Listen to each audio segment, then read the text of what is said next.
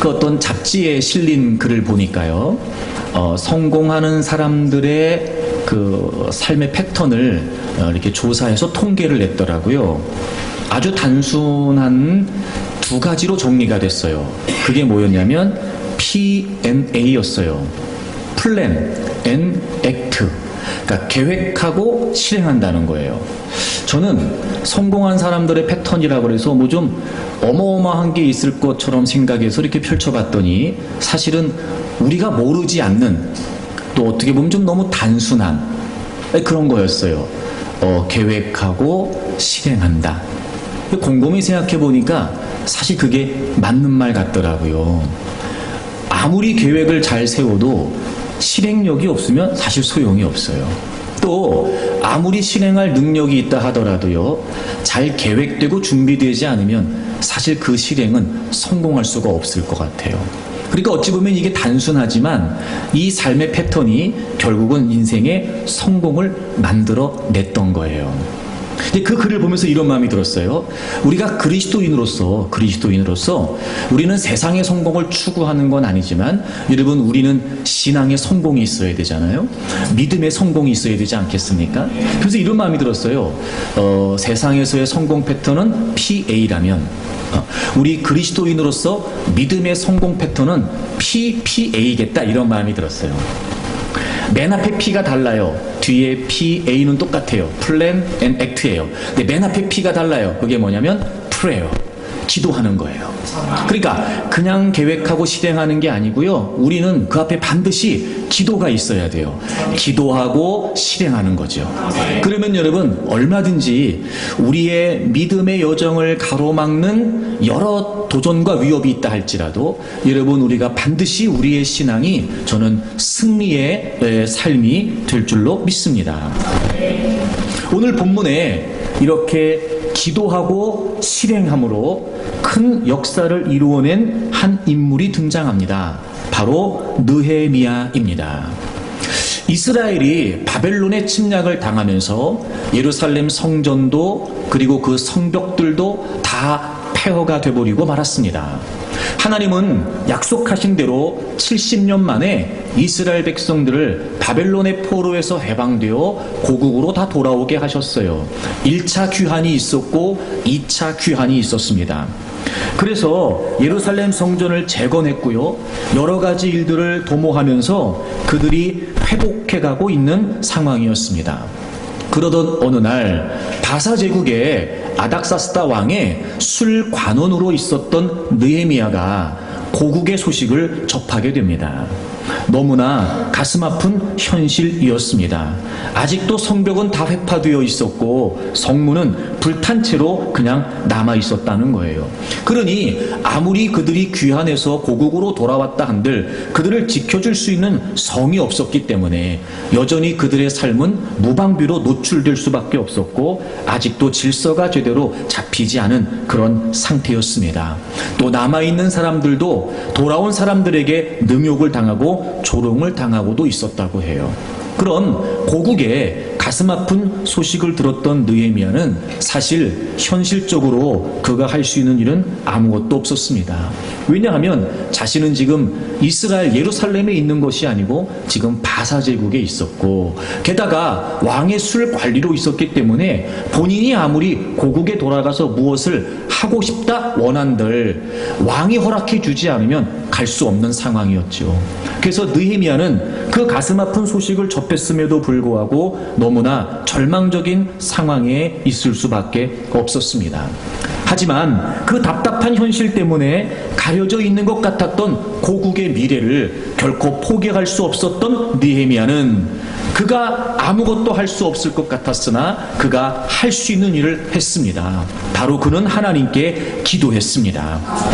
물론 막연했을 겁니다. 그리고 어떻게 보면 좀 답답하고 절망스러운 마음에 기도가 된들 얼마나 기도를 할 수 있었겠습니까? 하지만 결코 고국의 미래를, 고국의 비전을 포기할 수 없었던 느헤미야는 하나님께 엎드려 기도하게 되지요. 사실 그가 기도를 시작했다고 해서 당장에 어떤 변화가 일어났던 건 아니었습니다. 하지만 여러분, 미래를 포기하지 않았던 느헤미야는 기도도 포기하지 않았습니다. 그리고 미래를 포기하지 않고 기도했던 그를 통해 하나님께서는 이스라엘의 미래를 열어주셨습니다. 예루살렘 성벽이 재건이라고 하는 이 어마어마한 프로젝트가 바로 고국의 미래를 포기하지 않고 기도했던 느헤미야를 통해서 이루어지게 되었다는 겁니다. 그래요, 여러분. 우리가 아무리 절망적인 오늘을 살고 있다 하더라도 저는 여러분에게 한 가지 꼭 부탁드리고 싶습니다. 사랑하는 여러분, 여러분의 미래를 포기하지 마십시오. 어찌 보면 지금 이 상황에 내가 할 수 있는 게 뭐가 있을까? 아니, 하루하루를 버티는 것도 쉽지 않은 상황에 무슨 미래를 운운합니까? 내 형편을 모르는 얘기하지 마십시오 라고도 말할 수 있을 겁니다. 여러분, 하지만 그렇지 않습니다. 하루하루를 우리가 근근히 버틴다고 말하지만 어제 없이 어찌 오늘이 있겠냔 말이에요. 우리가 버텼던 오늘 하루는요, 어제 생각해보면 생각지도 못했던 미래였다니까요. 하지만 여러분, 어제도 이겨냈기 때문에 오늘이 우리에게 있는 것처럼 얼마든지 우리가 오늘을 이겨내면 내일도 있는 겁니다. 그러니 여러분, 미래를 포기하지 마십시오. 미래를 포기하기로 선택하기보다 오히려 여러분, 그런 중에도 하나님께 기도하기로 선택하십시오. 미래를 포기하지 말고 기도하게 되면 반드시 하나님은 절망이 희망이 되게 하시고 좌절이 용기가 되게 하시고 닫혀있던 미래가 열리도록 도와주실 것입니다. 여러분, 여러분의 삶의 미래를 포기하지 마세요. 그리고 여러분의 자녀들의 미래를 포기하지 마십시오. 여러분의 가정이 어려움이 있다 할지라도 여러분의 가정의 미래를 결코 포기하지 마십시오. 그리고 오히려 기도하십시오. 교회 창립 38주년을 앞두고 우리가 작정하며 21일을 기도하고 있습니다. 여러분, 우리가 기도한다면 저는 반드시 하나님께서 우리의 미래를, 우리 공동체의 미래를 하나님께서 아름답게 이끌어 주실 줄로 믿습니다. 특별히 우리가 함께 기도하는 가운데 우리 교회 공동체를 향하신 하나님의 미래를 발견할 수 있기를 바랍니다. 여러분, 우리가 다 한결같이 한 마음으로 하나님께 엎드려 기도하는 가운데 여전히도 우리의 미래를 포기하지 않으신 그 하나님의 위대한 섭리를 우리가 다 깨닫고 발견하기를 바랍니다. 그래서 여러분, 기도하는 가운데 우리의 미래를 꿈꾸고 기도하면서 우리의 비전을 다시 확인하고, 그래서 여러분, 우리가 함께 기도해가는 가운데 우리 교회 공동체를 향하신 하나님의 미래가 열려질 수 있는 은혜가 있기를 바랍니다. 여러분, 그렇다면 미래를 포기하지 않고 기도했던 느헤미야는 어떻게 기도했던 걸까요? 이런 겁니다. 여러분, 미래를 포기하지 않고 기도했다는 건요, 그 기도는 결국 미래를 잉태하는 힘이 된다는 겁니다. 지금 나는 미래를 기대조차 할 수 없을 만큼 아무런 힘도 없는 겁니다.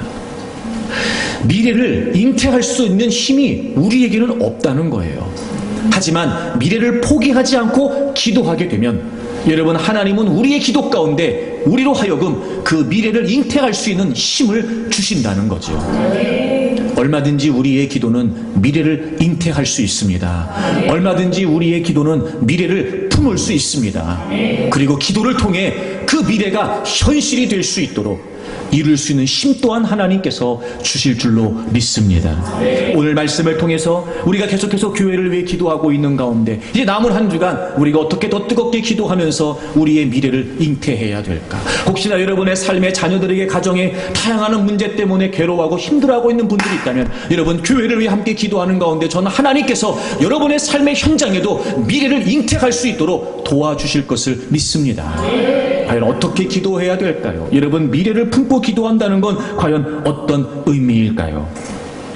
자, 여러분, 먼저 오늘 배경이 되는 1장을 좀 살펴보려고 하는데요. 느헤미야가 고국의 소식을 듣고 기도를 시작하면서 이 얘기가 시작이 됩니다. 그런데 느헤미야 1장 1절에 보시게 되면 그 기도했던 그 소식을 들었던 시점을 기록하고 있어요. 1장 1절을 보시면 하갈의 아들 느헤미야의 말이라 아닥사스다 왕 제20년 기슬르월에 이렇게 시작해요. 그러니까 느헤미야가 고국의 소식을 듣고 기도를 시작했던 것이 아닥사스다 왕 20년 기슬르월이었어요. 그리고 오늘 우리가 함께 읽은 2장의 내용은 이제 그의 기도를 통해 하나님이 하나님의 응답을 펼쳐가시는 이제 시작의 시점이 됩니다. 그런데 재미있는 사실은 그 2장 1절에 보시면은 바로 그 시점도 기록되어 있어요. 여러분 2장 1절을 보겠습니다. 아닥사스다 왕 제 20년 그리고 보세요. 니산월에 이렇게 되어 있어요. 니산월에. 그러니까 느헤미야가 기도를 시작했던 건 아닥사스다 왕 제 20년 기슬르월. 그리고 하나님께서 이제 본격적으로 응답을 베푸셨던 때가 아닥사스다 왕 제 20년 니산월이었어요. 여러분 기슬르월은 우리식으로 표현하면 약 11월 혹은 12월경이라고 그래요. 11월, 12월경. 그리고 이 니산월은요 우리식으로 표현하면 약 4월경이 된다고 그래요. 4월경. 그럼 이런 거예요. 느헤미야가 고국의 소식을 전해 들었어요. 그리고 기도를 시작했죠. 막막했을 거예요. 막연했을 겁니다. 근데 어쨌든 기도를 시작했어요. 그리고 하나님이 응답을 하신 본격적으로 응답의 역사를 하셨던 그 시점이 11월, 12월부터 언제였냐면 4월이었어요. 기도를 시작했던 건 약 11월, 12월경이었고 하나님의 응답이 시작됐던 건 4월경이었어요. 그럼 적어도 지금 느헤미야가 최소 몇 개월을 기도하고 있는 거예요? 4개월. 최소 4개월에서 5개월을 지금 느헤미야가 계속해서 기도하고 있었다는 거예요. 그러니까 이 말은 이런 말이죠. 그가 미래를 포기하지 않고 고국을 위해 지금 기도하고 있었어요. 어떤 하나님의 비전이 있을까? 어떤 하나님의 꿈이 있을까? 그걸 포기하지 않고 느헤미야가 기도를 시작했어요. 여러분 우리 같으면 이런 처지에 이런 상황에 당장이라도 하나님이 응답하실 것 같지 않아요? 아니 우리식으로 표현하면 당장이라도 하나님이 응답하셔야 되는 거 아니에요? 우리의 삶의 현장에 어렵고 힘겨운 일을 만났을 때 하나님 좀 도와주세요 그러면 우리가 원하는 건 뭐예요? 그래 알았다. 그리고 하나님이 바로바로 즉각 우리가 좋아하는 거 즉각 응답하시면 얼마나 좋겠어요. 야 여러분 그런데요 느헤미야가 하나님의 미래를 품고 기도를 시작한 시점부터 하나님이 본격적으로 응답하셨던 시점까지 최소 4개월의 시간이 걸렸다는 거예요. 그래요 여러분 미래를 포기하지 않고 기도한다는 건 무슨 의미냐면 기도하면서 기다린다는 거예요. 우리는 기도하면서 기대는 하면서 기도하며 기대는 하면서 기도하며 기다리지는 않으려고 그래요. 마치 이런 거예요. 기다리는 건 의미가 없다고 생각하는 거예요. 내가 기도했으니까 하나님은 빨리 역사하시라는 거예요. 여러분 느헤미야가 얼마나 마음이 다급했겠어요. 그런 가슴 아픈 소식을 접하고 빨리 뭐라도 하고 싶었을 테고 자신이 어떻게 역할을 좀 감당하고 싶었을 테고 빨리 좀 고국에서부터 좋은 소식이 들렸으면 좋겠다. 왜 이런 마음이 없었겠어요? 조급한 마음이 분명히 느헤미야에게도 있었을 거란 말이에요. 근데 여러분 하나님의 응답이 있기까지 최소 4개월이 걸렸어요. 그러니까 그는 그 시간 동안 당연히 기도했으니까 기대하고 있었겠지요. 당연히 기도했으니까 하나님의 응답을 분명히 기대하고 있었을 거예요. 근데 동시에 그는 기대만이 아니라 기다림도 필요했던 거예요.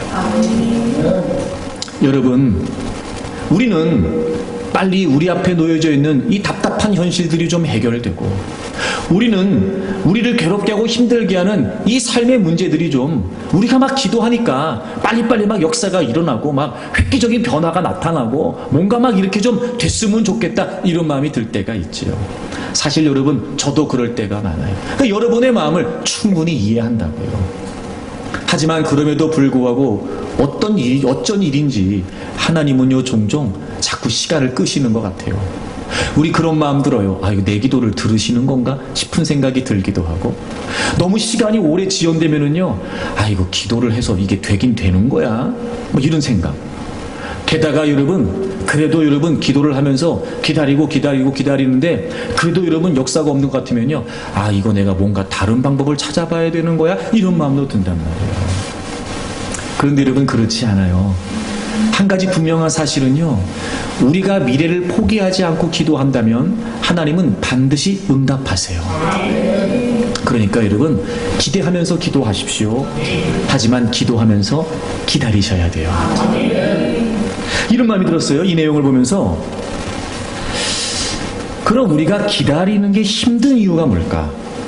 그건 왜 그러냐면요, 기다림의 이유를 못 찾아서 그래요.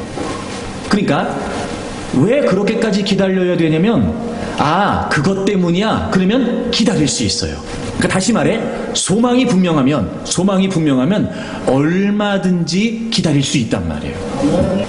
그러니까 우리가 왜 자꾸 기다리는 걸 힘들어하나 이렇게 봤더니 분명한 소망이 없는 거예요. 그러니까 왜 기다려야 되는지를 모르는 거예요.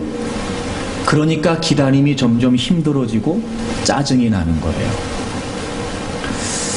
오늘 느헤미야 이야기를 보면 사실 여러분, 느헤미야 입장에서 이 4개월이라는 시간은요, 최소 4개월이라고 하는 시간은요, 어찌 보면 굉장히 힘든 시간이다라는 배경이 있어요. 그게 뭐냐면, 제가 서두에 잠깐 설명을 드렸던 것처럼 느헤미야는 지금 바사 제국에 있어요. 아닥사스다 왕의 술 관원이었단 말이에요. 여러분, 이 당시에 왜 술 관원들이 필요했냐면 그냥 술을 시중 두는 개념이 아니었고요, 왕을 독살하려고 하는 시도가 많았대요. 그래서 음료, 그 다음에 음식 이런 것들을 철저하게 관리하는 사람.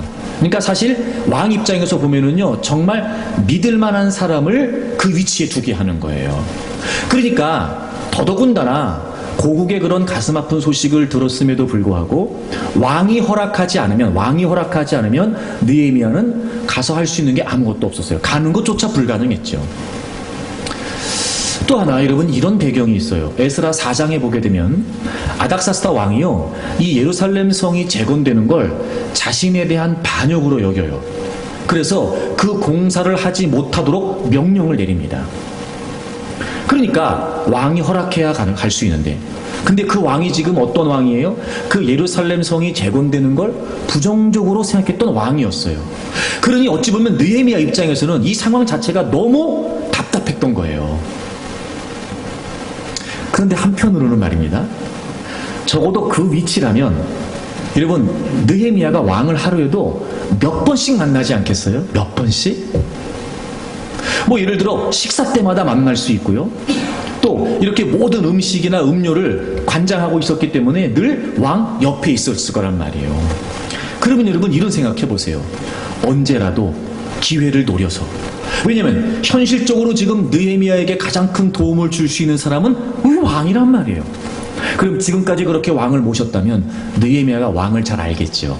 왕이 뭘 좋아하는지, 왕이 어떨 때 기분이 좋은지. 그래서 요런 기분에서 요 얘기를 하면 통할지 않을지 누구보다 느헤미야가 왕에 대해 잘 알고 있었어요. 그럼 보세요 여러분, 그 답답한 마음에, 조급한 마음에 느헤미야는 늘 왕 옆에 있으면서 빨리 왕에게 자신의 이야기를, 자신의 고국의 이야기를 하고 싶은 생각이 없었을까요? 상황이 답답한 반면에 얼마든지 느헤미야가 왕의 비위를 맞추면서 자기가 하고 싶은 걸 할 수 있는 상황이 주어졌을 수도 있어요. 근데 느헤미야는 그렇게 하지 않았어요. 최소 4개월 이상을, 그러니까 그 4개월 동안 얼마나 많이 느헤미야가 왕을 만났겠냔 말이에요. 근데 지금 이 이야기에 관해, 고국의 사정에 관해, 자신이 무슨 생각을 하고 있는지에 관해 전혀 이야기를 하지 않아요.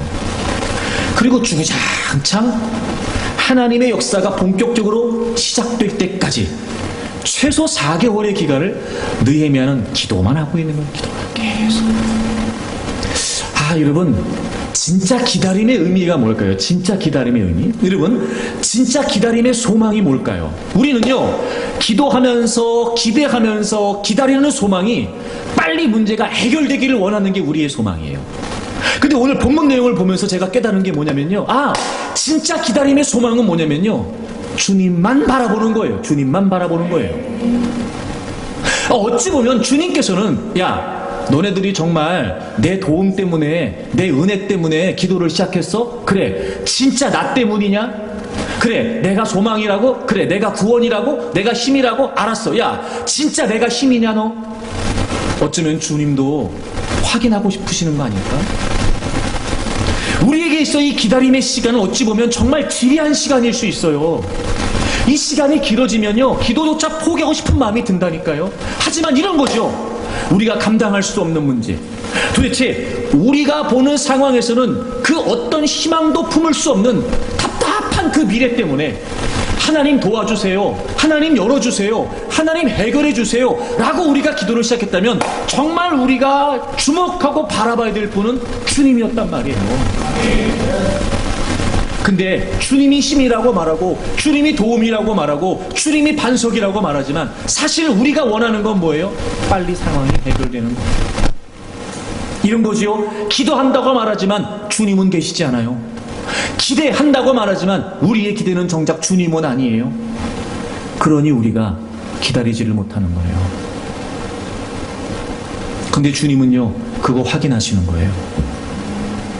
그래서 때로는요, 기도를 시작하면서 시간을 보내면서 어떨 때는요, 조금이라도 갖고 있었던 가능성 자체도 다 사라져버려요.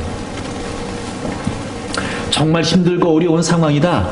그런 중에도 아주 정말 신락 같은 어떤 희망을 가지고 기도를 시작했을지 모르는데요, 기도하는 과정에요, 오히려 그 희망도 다 없어져 버려요. 기도를 하면 오히려 그 희망이 더 커져야 될 것 같은 기대가 우리에게 있고, 기도를 하면 오히려 그 1%의 가능성이 막 50%, 80% 이렇게 되기를 우리가 원하는데 말입니다. 놀라운 건 어떨 때는요, 우리가 기도하는 가운데 하나님은요, 그 희망, 그 1%의 가능성도 제로가 되게 하시는 거예요. 이유가 뭘까요?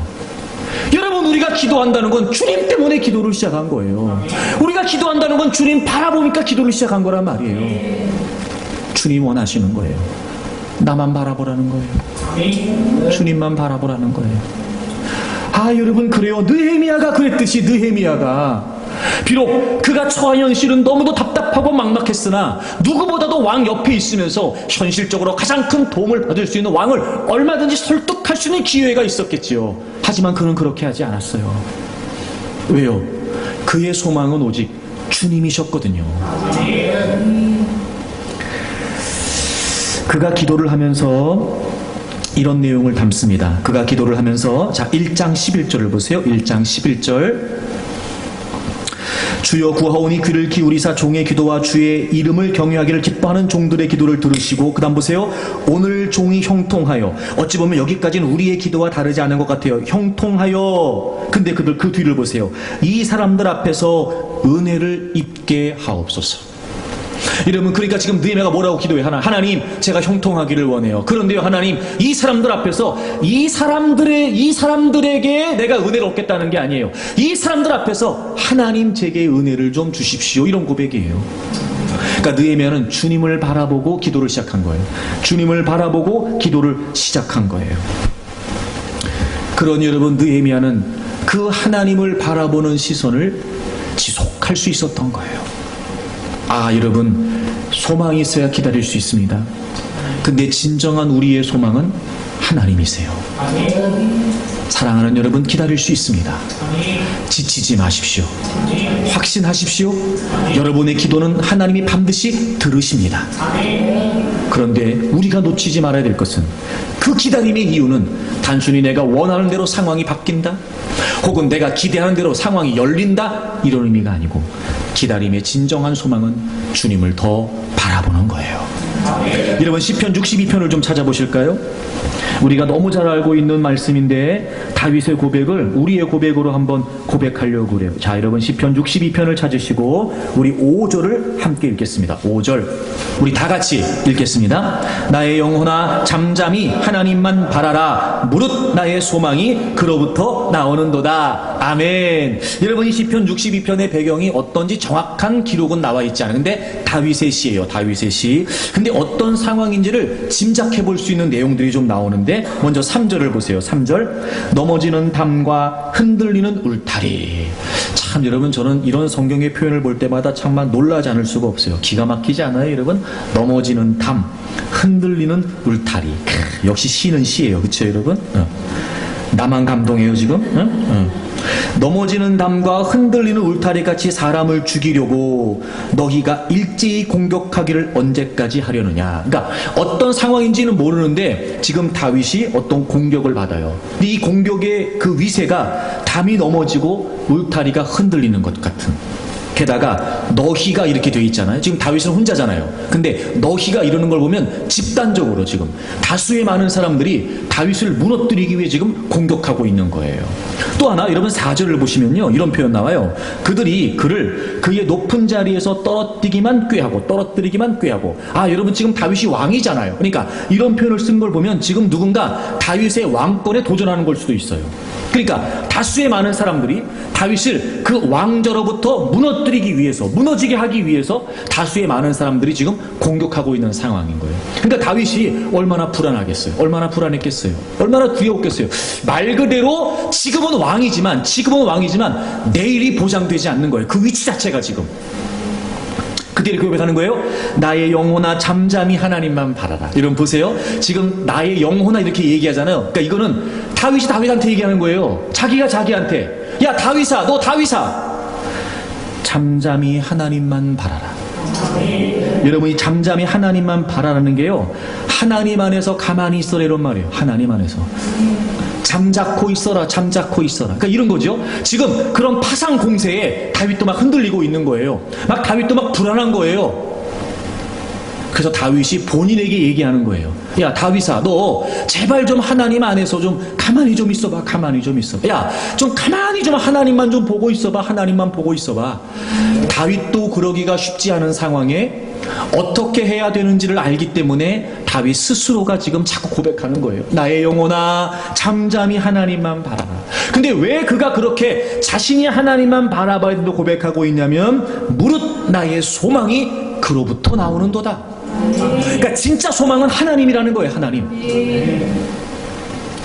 어쩌면 이런 상황에 다윗은 여러 가지 많은 방법들을 생각했을지도 몰라요. 내 힘을 한번 발휘해 볼까? 내 권력을 가지고 어떻게 해볼까?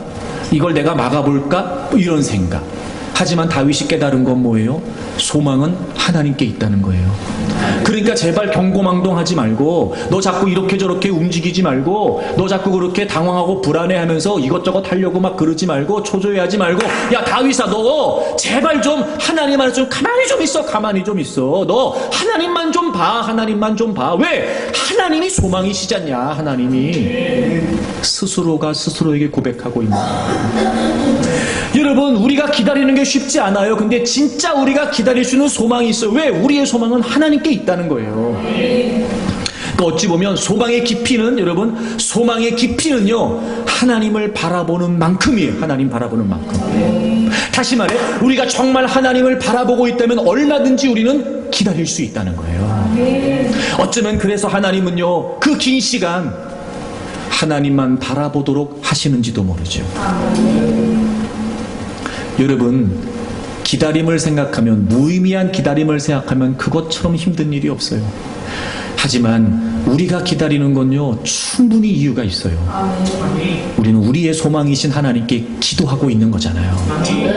그러니 여러분, 하나님만 바라보십시오. 또 하나, 여러분, 우리에게 주어진 기다림이 뭐냐면요, 각각의 삶의 현장에서 케이스는 다를 수 있어요. 그런데 여러분, 모두에게 공통적으로 성경이 우리에게 알려주는 기다림의 소망이 있어요. 자, 야고보서 1장을 찾겠습니다. 야고보서 1장을 찾으세요. 야고보서 1장 4절을 다 같이 읽겠습니다. 인내를 온전히 이루라. 이는 너희로 온전하고 구비하여 조금도 부족함이 없게 하려 함이라. 아멘. 여러분, 인내, 기다리는 거 나왔잖아요. 기다리는 거 나왔어요. 여러분, 성경이 우리에게 알려주고 있는 기다림의 의미, 그러니까 우리는 우리가 기도하면 당장 하나님이 뭔가를 열어주셨으면 좋겠고, 우리가 기도하면 당장 우리 눈이 미래가 어떻게 보였으면 좋겠어요. 그런데 때로는 하나님이 그 기도의 시간을 더 길게 끌고 가실 때가 있어요. 기다리라고 하시는 거예요. 그런데 여러분, 그 기다림의 두 번째 소망이 뭐냐면 온전하고 구비하여 부족함이 없게 한다는 거예요. 여러분, 그거 아십니까? 여러분이 생각하고 있는 여러분의 미래보다 하나님이 계획하신 여러분의 미래가 더 큽니다. 우리는 우리의 삶을 다 몰라요. 그러니까 하나님이 우리를 통해 어떤 미래를 펼쳐가실지 몰라요. 다시 말하면 이 말은 그러므로 내가 앞으로 어떤 존재로 준비되고 갖추어 가야 될지를 우린 가늠할 수 없어요.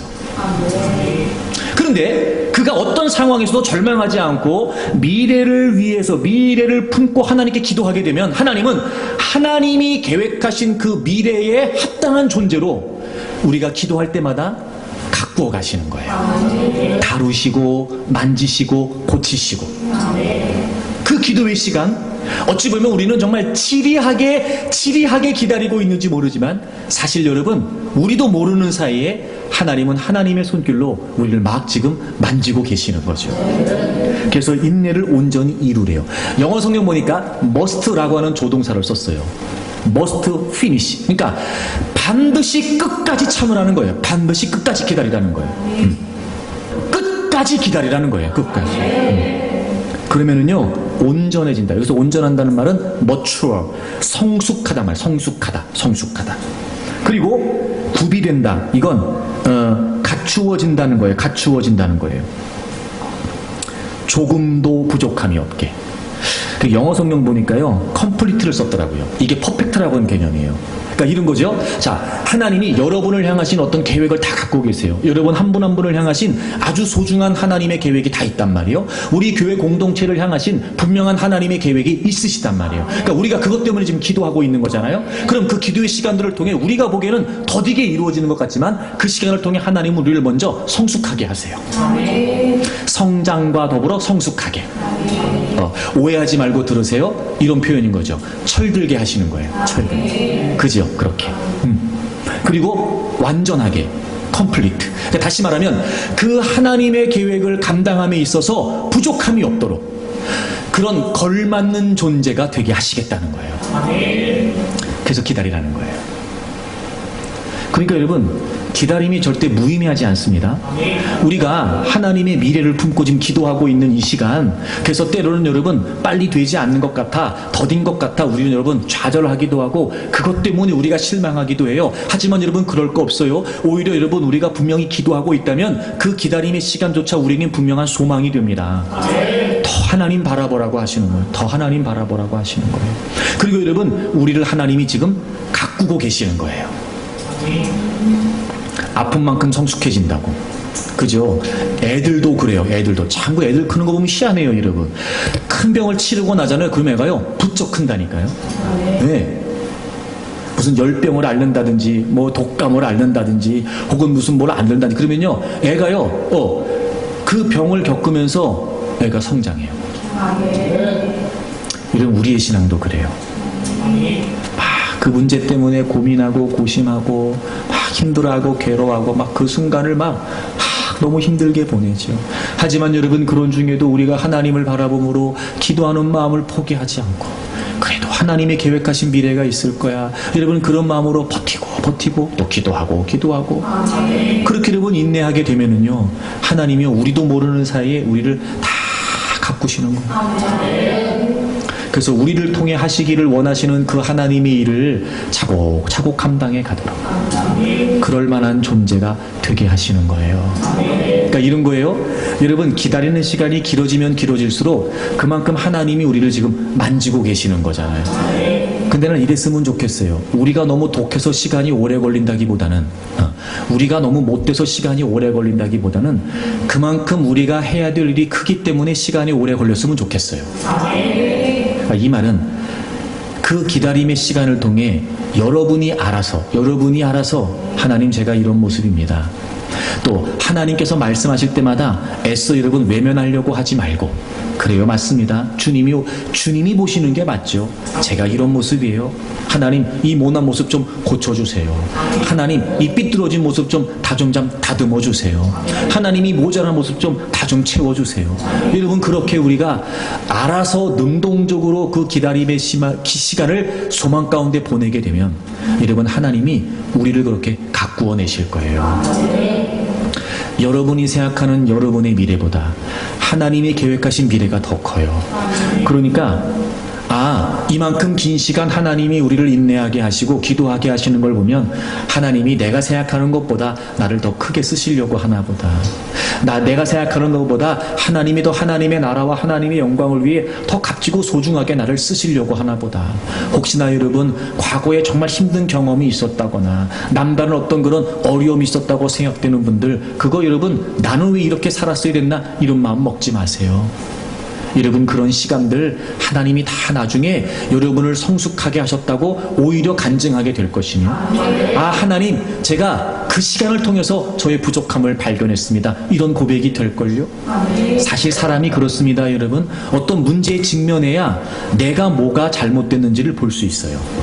그러니까 이런 거예요. 처음에는 그 인간이 잘못한 것 같고 처음에는 그 상황이 문제인 것 같아요. 근데요 그 상황을 지내면서 곰곰이 생각해보면 아휴 내가 그때 왜 그렇게 했을까, 내가 굳이 그런 말을 하지 않았어도 됐는데, 아유 내가 왜 그때 그런 선택을 했지, 내가 그런 행동하지 말았어야 됐는데, 이렇게 하면서 점점 시간이 흐를수록 자신의 부족함과 자신의 모자람을 발견하게 되는 거예요. 여러분 우리가 어떤 문제 때문에 기도하잖아요. 그러면 하나님은요 그 문제 속에서 나를 보게 하세요. 그러니까 그 문제에 부딪히지 않았으면 내가 그렇게 모난 모습이 있고 내가 그렇게 모자란 모습이 있었다는 걸 몰랐겠죠. 근데 부딪혀서 어떤 사건이 생기니까 그 사건 때문에라도 다시 한번 돌아보게 되는 거예요. 그러면 그냥 우리는요, 그렇군요. 하나님 알겠습니다. 제가 이거 고칠게요. 제가 이거 잘못했어요. 하나님 제가 이게 부족해요. 저 이거 좀 어떻게 좀 더 좀 좋아졌으면 좋겠어요. 하나님 제가요, 이게 문제예요. 하나님 제가 이게 참 문제예요. 하나님 저 이거 좀 어떻게 좀 고쳐주세요. 어떻게 할까요? 하나님 제가. 이렇게 말이죠. 여러분 그런 걸 보면 우리가 이제는 충분히 기다릴 수 있는 거죠. 기대와 동시에 기다림이 있어야 됩니다. 여러분 기도하면서 기다리세요. 반드시 하나님의 미래가 여러분에게 열릴 거예요. 여러분 우리 교회 공동체가 이제 38년이 됐어요. 그동안 많은 일들이 있었고 그런 가운데 여러분 포기하지 않고 기도하면서 이 자리를 지켜왔던 여러분들 정말 감사해요.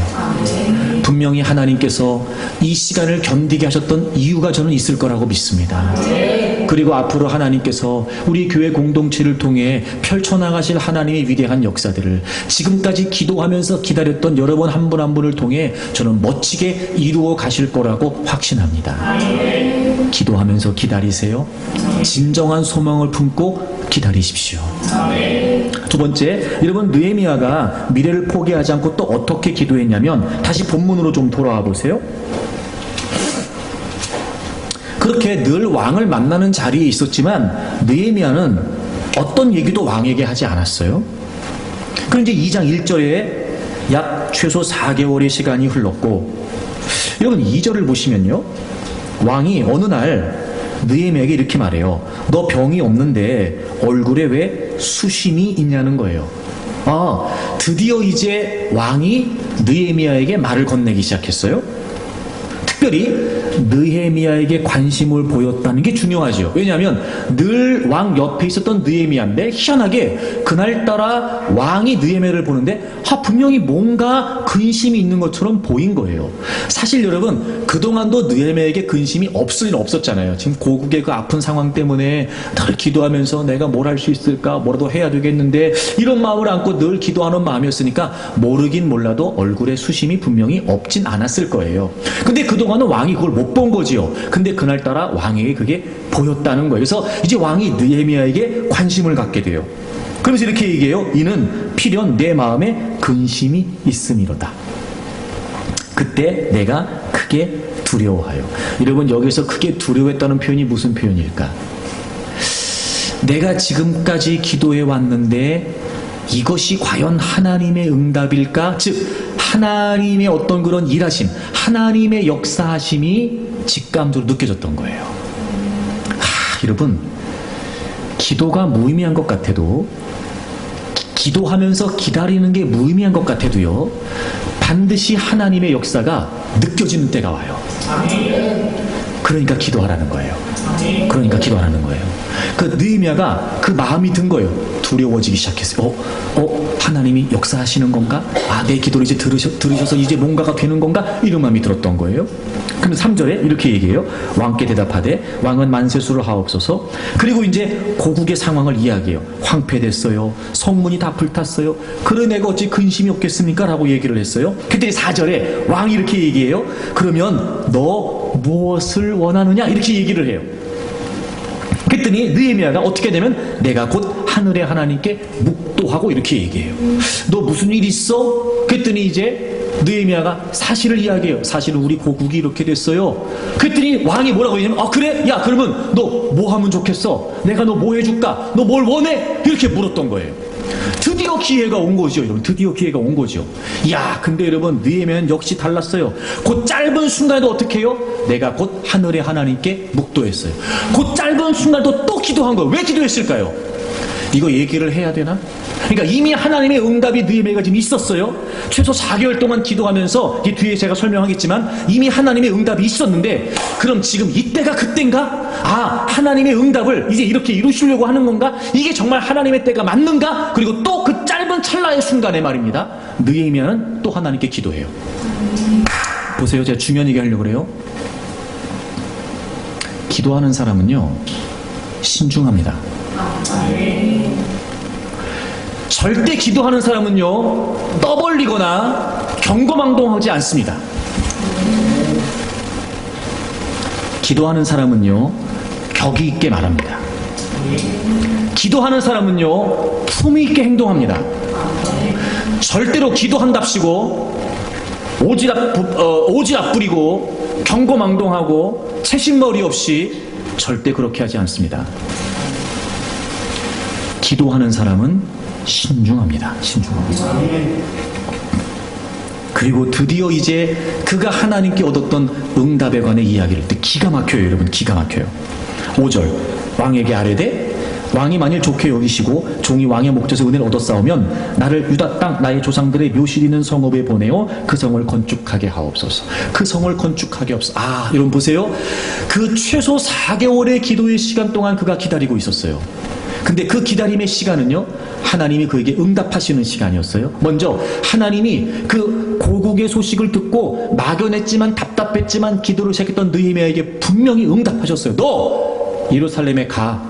거기 가서 네가 성벽을 재건해라 라고 하나님이 그게 응답하신 거예요. 그래서 느헤미야는 여러분 생각해 보세요. 처음부터 이 마음을 품었을까? 저는 그렇지 않았을 거라고 생각해요. 기도하면서 하나님이 내게 이거 원하시는구나. 그런 가슴 아픈 소식을 듣게 하시고 기도하게 하셨던 이유가 여기 있었구나. 알겠습니다 하나님. 제가 성벽 재건하는 거죠. 그럼 저를 보내주실 거죠. 이렇게 기도가 됐던 거예요. 그래서 왕 앞에 지금 분명하게 얘기해요. 저기요 내가요 지금 예루살렘 성벽의 성문이 다 무너졌는데요 내가 가서 그거 건축할 겁니다. 나 그거 하게 해주세요 라고 얘기한 거죠.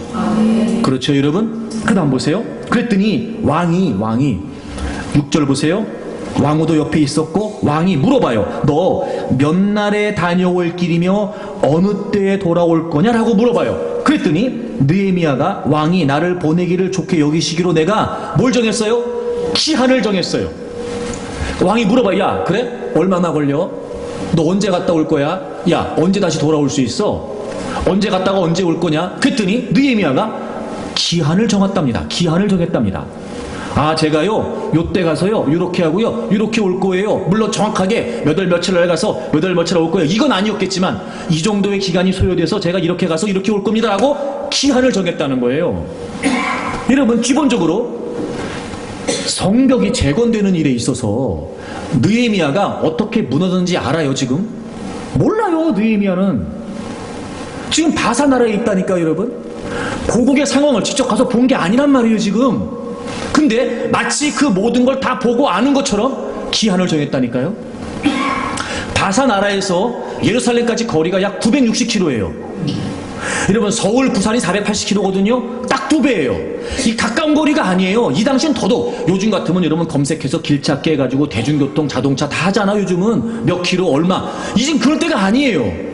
그럼 여러분 그 먼 거리를 오며 가며 얼마나 시간이 걸릴지를 지금 느헤미야가 다 지금 알고 있는 거예요. 기한을 정했다니까 여러분. 기가 막히지 않습니까? 기한을 정했어요, 느헤미야가. 그것도 왕 앞에서 지금 말입니다. 그 다음 보세요. 7절. 내가 또 왕에게 아뢰되 왕이 만일 좋게 여기시거든 강서쪽 총독들에게 내리시는 조서를 내게 주사 그들이 나를 용납하여 유다에 들어가기까지 통과하게 하시고. 그러니까 여러분, 바사에서부터 예루살렘까지 가려면 여러 나라의 국경을 넘어야 되겠죠. 당시에 바사 제국은요, 그 주변을 다 패권을 갖고 있는 강대국이었어요. 그러니까 이 왕이 통과증을 써주면, 소위 통과증을 써주면 그 국경을 넘어가면서 여러 나라를 거치면서 불필요한 마찰이 일어날 리가 없는 거예요. 문제가 생길 법하면 그거 보여주면 돼요. 이 페르시아 제국에 아닥사스다 왕이 허락한 겁니다. 그러면 아무 문제가 없어요. 이야, 여러분, 이미 그것까지 지금 다 생각하고 있었던 거예요. 그래서 그걸 요청하는 거죠, 왕에게. 그 다음 8절. 또 왕의 삼림감독 아삽에게 조서를 내리사 또 다른 조서를 써달래요. 삼림감독에게. 그래서 성전에 속한 영문의 문과 성곽과 내가 들어갈 집을 위하여 들보로 쓸 제목을 내게 주게 하옵소서. 아, 여러분, 이 공사하는 데 있어서 나무가 많이 필요하지 않겠냐면, 나무가 많이 필요하지 않겠냐 말이에요. 그러니까 이를테면 우리식으로 표현하면 산림청장 같은 사람에게 왕이 좀 하나 좀 이렇게 공문 하나 보내주세요. 공문 하나 보내주세요. 내가 저기 느헤미야한테 허락했으니까 느헤미야가 원하는 대로 나무를 쓸 수 있게 다 공급해줘라. 공문 하나 보내주세요. 지금 그것도 요청하고 있는 거예요. 이야, 여러분, 최소 4개월의 기간을 지금 그가 기도했어요. 소망을 가지고 기다렸어요. 근데 여러분, 그가 기도하면서 그냥 막연히 기도했던 게 아니었던 거죠. 그래요, 처음에 기도했을 때는 막연했을 거예요. 뭘 할 수 있을까? 뭘 해야 되지? 아무것도 몰랐어요. 깜깜했겠지요. 하지만 놀라운 일이 벌어졌어요. 그가 지금 최소 4개월의 기간을 기도하고 난 다음에 하나님이 뭘 원하시는지, 어떻게 일이 진행되는지, 아하, 기도하는 동안 그가 지금 모든 계획을 세우고 있었던 거예요. 여러분, 미래를 포기하지 않고 기도한다는 거, 그래요, 기도하면서 기다리는 거예요. 동시에 기도하면서 계획하는 겁니다. 계획하는 겁니다. 여러분, 우리의 미래가 막막합니다. 암울합니다. 하루하루를 근근히 버티는 것도 쉽지 않습니다. 어찌 이런 상황에 내일을 꾸을 수 있을까? 아무것도 모르겠습니다. 눈앞이 캄캄합니다. 머릿속이 텅 빈 것 같습니다. 내일만 생각해도 복잡해지기 시작합니다. 기도하십시오, 여러분. 포기하지 말고 기도하십시오. 염려가 돼도 포기하지 마십시오. 막막해도 포기하지 마십시오. 포기하지 않고 기도하면 하나님이 그 모든 일을 계획할 수 있도록 도우신단 말이에요. 느헤미야가 그랬던 것처럼 말입니다. 그리고 나서 8절 맨 마지막에 하나님의 선한 손이 나를 도우심으로 왕이 허락했다는 거예요. 이야, 여러분 보세요. 이런 겁니다. 왕이 무조건 허락한 거 아닙니다. 지금 여러분, 현실적으로 왕이 도와줘야 됐어요. 왕이 허락해야 됐어요. 근데 왕이 그냥 허락한 거 아니에요. 아무리 측근해두고 믿을 만한 신뢰할 수 있는 느헤미야였지만 그냥 허락한 거 아니에요. 너 뭐 해줄까? 성벽을 재건해야 됩니다. 그래, 갔다 와. 이게 아니었어요. 치밀한 계획과 준비를 다 듣고 왕이 느헤미야를 가도록 허락했어요.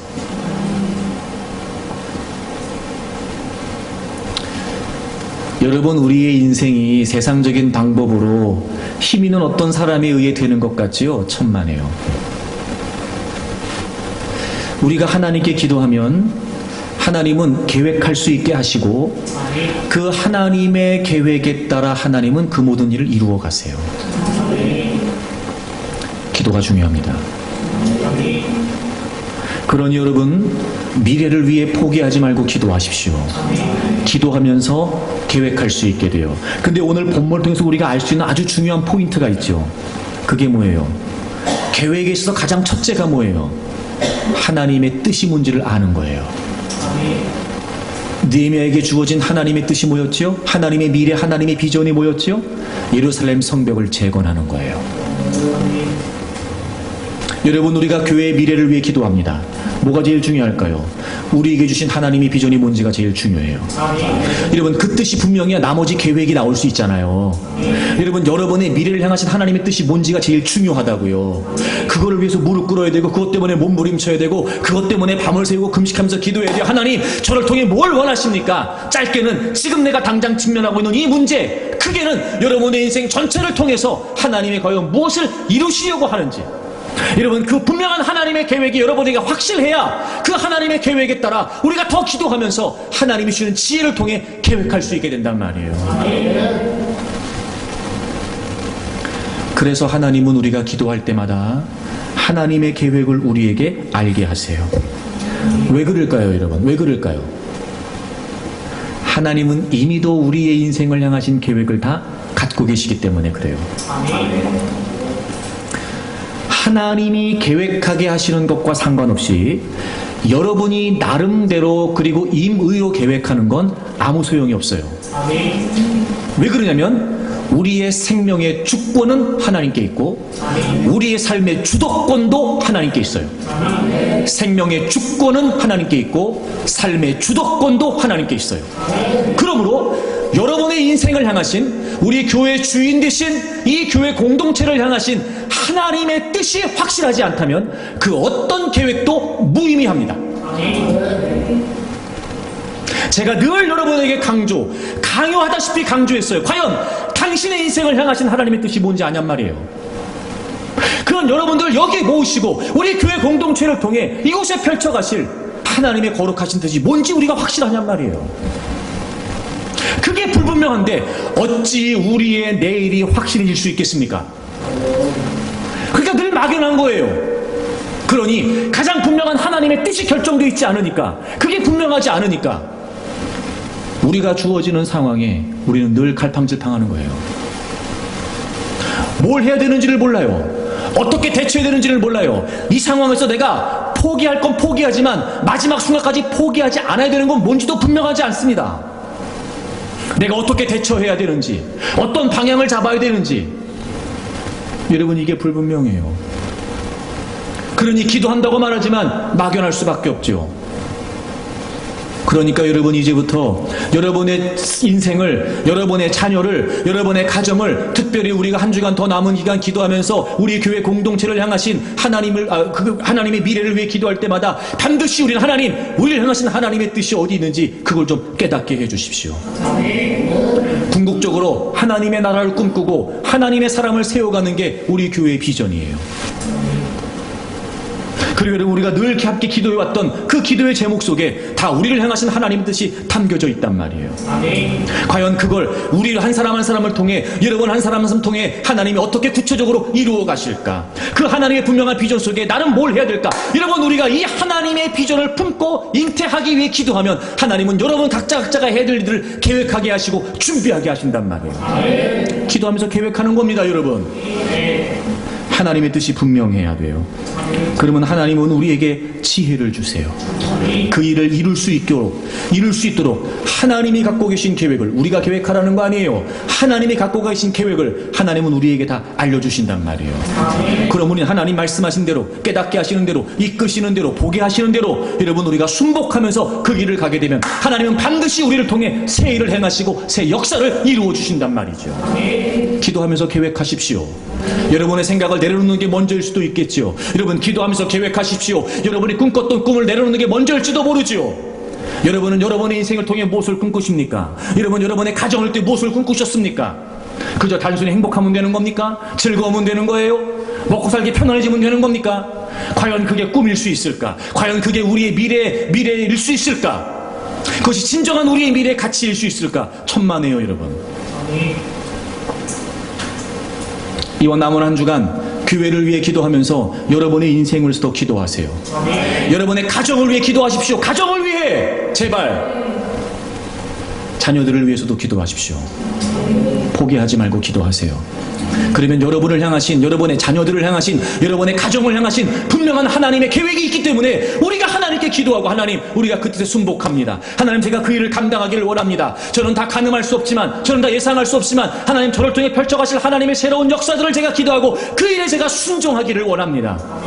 그러면 하나님이요, 알아서 필요한 대로 적절하게 적합하게 하나님이 뜻하신 계획들을 다 우리에게 알려주신다고요. 그럼 우린 그 일에 순종하면 되는 거예요. 느헤미야가 그랬던 것처럼. 그러니 여러분, 포기하지 말고 기도하십시오. 기도하면서 기다리세요. 이제 기다림의 이유가 분명하죠? 충분하죠, 여러분? 더 하나님을 바라보고 우리를 더 가꾸심에 감사하면서. 여러분, 기도하면서 계획하십시오. 이미 하나님의 계획은 다 있습니다. 우리가 모를 뿐이죠. 그러니까 우리에겐 없지만 하나님께 있단 말이에요. 그러니까 우리에게 없는 하나님의 계획을 우리가 알기 위해서 기도하는 거예요. 하나님의 뜻이 분명해야 됩니다. 그리고 그 하나님의 뜻에 맞는 계획, 내가 어떻게 해야 될까요? 한 걸음 한 걸음 하나님 제게 알려주세요. 제가 순종할게요. 그러면 하나님이 말씀해 주실 거예요. 여러분, 그렇게 여러분의 인생을 새롭게 계획해 보십시오. 하나님의 뜻 안에 여러분의 인생을 한번 그려보십시오. 대개 경우 계획을 두려워하는 사람들이 얘기하는 이유가 뭔지 아세요? 계획이 실패할까 봐요. 실패의 두려움 때문에 계획을 못한다는 거예요. 제가 여러분에게 분명히 단언컨대 하나님의 계획대로 우리가 계획하면 결코 그 계획은 실패하지 않습니다. 두려워하지 마세요. 기도하면서 계획하십시오. 기도하면서 하나님이 주신 음성을 따라, 지혜를 따라 계획하십시오. 절대로 그 계획은 하나님의 계획이기 때문에 실패하지 않습니다. 그리고 오히려 더 자신있게, 더 당당하게, 더 힘있게 하나님이 펼쳐가실 그 미래를 위해 여러분이 한 걸음 한 걸음 전진해 간다면 여러분, 그곳에서 하나님의 역사가 여러분을 통해 이루어질 것입니다. 여러분의 삶이 그렇게 되기를 바랍니다. 무엇보다 교회 창립 38주년 앞두고 있는 우리 교회 공동체가 하나님께서 허락하신 비전을 따라 우리가 한 마음이 되어 그 하나님의 계획을 따라 순복해 나갈 때 하나님이 우리를 통해서 멋진 하나님의 역사들을 펼쳐 주실 줄로 믿습니다. 기도하면서 기다리십시오. 기도하면서 계획하십시오. 포기하지 않고 기도하는 여러분들을 통해 하나님의 예비하신 미래가 열려지게 되기를 바랍니다.